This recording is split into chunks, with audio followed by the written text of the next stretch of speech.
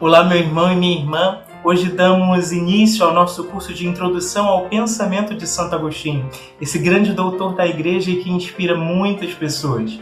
E ao adentrar mais detidamente no pensamento de Santo Agostinho, faz-se necessário compreender a vida e o contexto histórico no qual o doutor da Graça estava inserido, de modo a perpassar também os aspectos que foram decisivos para a formação do seu itinerário de pensamento não apenas filosófico, mas também teológico, tudo bem?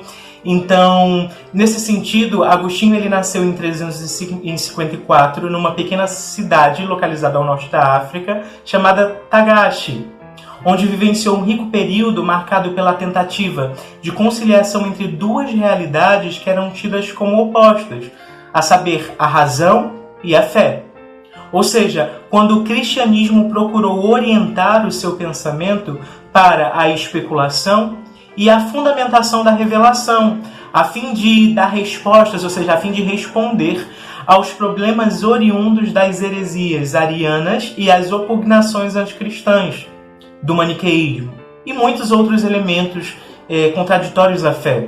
Esse período se dá justamente após o Concílio de Nicéia, em 325, e é chamado de filosofia patrística, em um contexto anterior a Santo Agostinho, o nosso grande santo, mas que trouxe sérias consequências para a Igreja naquela época. Podemos destacar, sobretudo, aquela postura de separar a razão e a fé. E aqui nós podemos destacar Tertuliano. Tertuliano ele nasceu por volta de 160, e para ele, aqueles que criam em Cristo e em sua palavra de nada careciam. Isto é, nenhuma investigação racional era necessária, porque para ele a filosofia era tida como o berço das heresias. Ou seja, as heresias encontravam ali a sua gênese.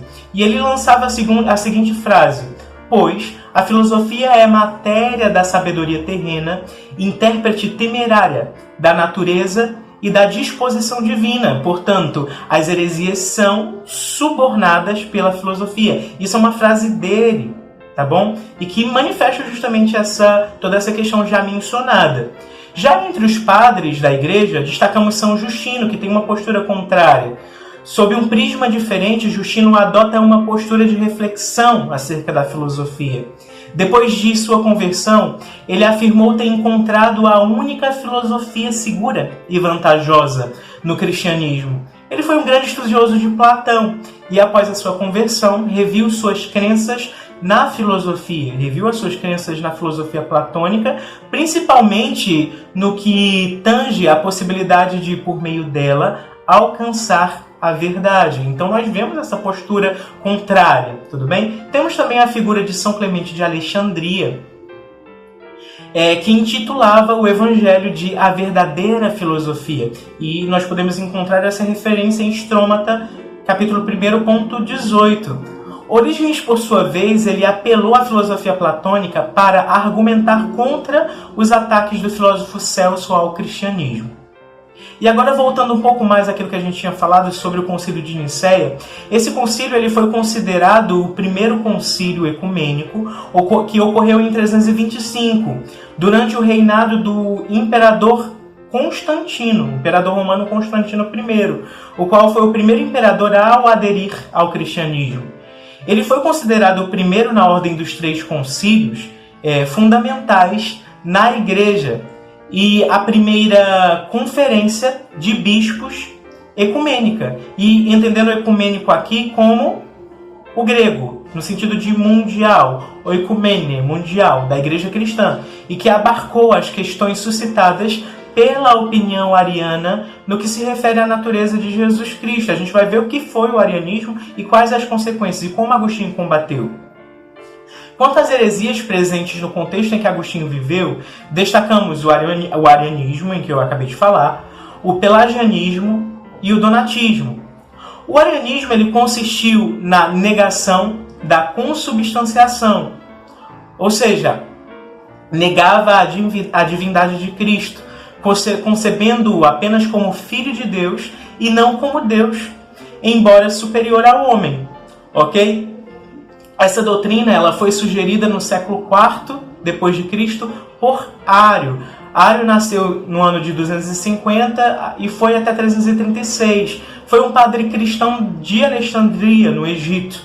O maniqueísmo, por sua vez, foi uma doutrina filosófico-religiosa pregada por Manes, originado na Pérsia, tudo bem? E amplamente difundida no Império Romano, entre os séculos III e o século IV depois de Cristo.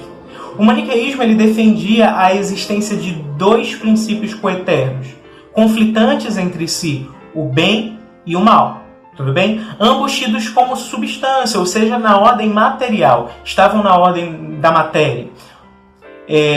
Logo pertencentes ao âmbito da física, e trazia consigo grandes problemas que posteriormente serão refutados por Agostinho ao aderir à própria doutrina, tudo bem? Havia também uma corrente que pregava que o homem é totalmente responsável pela sua própria salvação, descartando dessa forma a necessidade da própria graça divina, e apontando para uma natural neutralidade moral no homem, consequência da negação do pecado original e da corrupção da natureza humana. Nesse sentido, o pecado original teria afetado apenas a Adão, o qual não soubera utilizar-se da capacidade dada por Deus de agir de modo moral. Naturalmente, essa corrente de pensamento recebeu o nome de pelagianismo. Termo esse derivado de Pelágio de Bretanha, que nasceu em 350 e foi até 423. Foi um monge ascético nascido provavelmente em uma província que ocupava o centro-sul da ilha da Grã-Bretanha. E por fim nós temos o donatismo, cujo nome é proveniente de Donato, da casa de Nigra, de 270 a 355.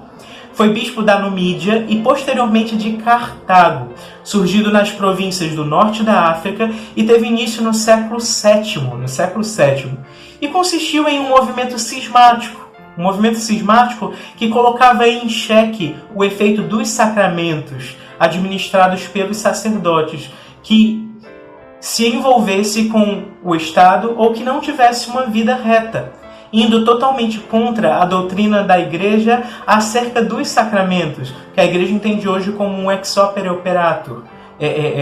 Deus age além do próprio ministro, pela própria força de Cristo, tudo bem?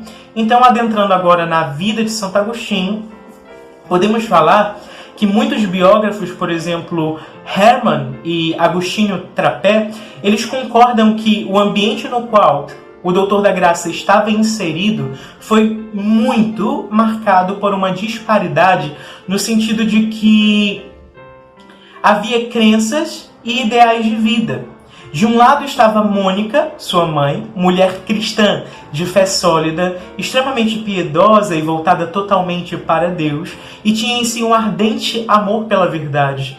Do outro lado tinha Patrício, o pai de Agostinho, homem de convicções firmes, era rude, pagão, com costumes totalmente devassos. E isso, consequentemente, ia de encontro à fé de sua esposa, ia totalmente contra a fé de Mônica. Eram opostos, totalmente opostos. Assim, desde cedo, Agostinho foi confrontado por essas duas posturas de seus pais. Se de um lado tinha sua mãe Mônica, que desejava profundamente que seu filho se convertesse, aderisse à fé e fosse totalmente de Deus, fosse totalmente adepto à fé, de outro lado, seu pai tinha apenas o desejo de que seu filho ocupasse um importante cargo no governo romano. Então a gente vê o conflito de interesses. Agostinho ele nasceu no ano de 354, como eu falei, em Tagaste, essa província romana da Numídia, no norte da África, no dia 13 de novembro desse ano. Teve dois irmãos, ou seja, Navígio, que posteriormente se converteu juntamente com ele, e Perpétua, que após ficar viúva decidiu entrar para a vida religiosa, chegando inclusive a tornar-se superiora em um convento agostiniano. Isso depois, tudo bem? Tendo sido bem instruído por sua mãe e dela herdado esse amor pela verdade, esse amor pela sabedoria, Agostinho, mesmo caindo nas armadilhas dos prazeres do mundo, bem como em certas correntes como o maniqueísmo, a astrologia, o ceticismo, o platonismo. Ele percebe que todos os problemas dessas doutrinas, ele percebe todos os problemas dessas doutrinas, dessas correntes de pensamento, e começa a trilhar os caminhos de sua conversão. E para isso ele parte da leitura de Hortênsios, de Cícero e da Sagrada Escritura, enxergando nas Escrituras o sentido de sua vida, chegando também a uma maturidade filosófica e teológica, tudo bem? O Doutor da Graça, ele se converteu em Milão, lugar onde conheceu Santo Ambrósio, que foi importantíssimo nesse processo. Esse contato ele provocou grandes inquietações intelectuais, pois foi este o seu primeiro contato com o ambiente intelectual católico. O ambiente intelectual católico, ainda que apenas que fosse através das homilias de Santo Ambrósio. Então ele teve esse contato por meio das homilias de Santo Ambrósio. Em 386, Agostinho é batizado e no retiro surgem as suas primeiras obras, que foi a De Ordine, em 386, Solilóquios, em 387, Contra Acadêmicos, em 386, De Beata Vita, em 386. Assim, o desejo e a oração silenciosa de Mônica pela conversão de seu filho foram ganhando mais e mais realidade. E com isso, tanto Agostinho quanto Patrício, seu pai, acabaram por ser mergulhados nas fontes vivificantes e regeneradoras do batismo. De tal modo que durante a sua caminhada, o Doutor da Graça recebe a ordenação sacerdotal e posteriormente a episcopal. Tudo bem? Então nós vemos aqui um pouco dessa história de Santo Agostinho e vemos que esse é um filósofo que não é comum, não no sentido dos outros filósofos que têm toda uma bagagem. Agostinho ele trilha todo o seu pensamento a partir de uma perspectiva de vida própria. Agostinho é original justamente nesse sentido. Ele não fala de um conceito pelo conceito.